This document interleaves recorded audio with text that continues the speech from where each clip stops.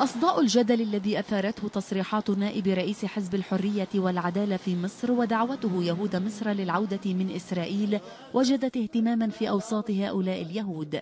بعضهم يقول إنه يتوق لمصر والحياة فيها لدرجة أنه نقل جزءا من تفاصيلها اليومية لحياته في إسرائيل، لكنه يشكك في طبيعة الدعوة خاصة في ظل حكم الإخوان المسلمين.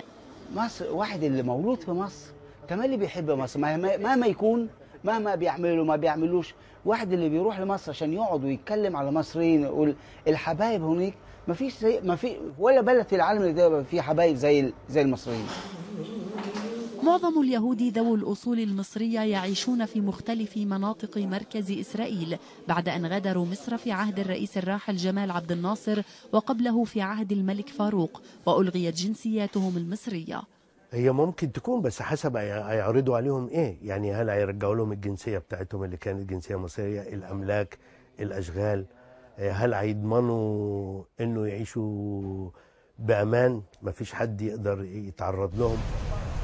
وكانت وزارة الخارجية الإسرائيلية قد أطلقت مشروعا العام الماضي يطالب بتقديم تعويض لليهود القادمين من الدول العربية بمن فيهم القادمون من مصر.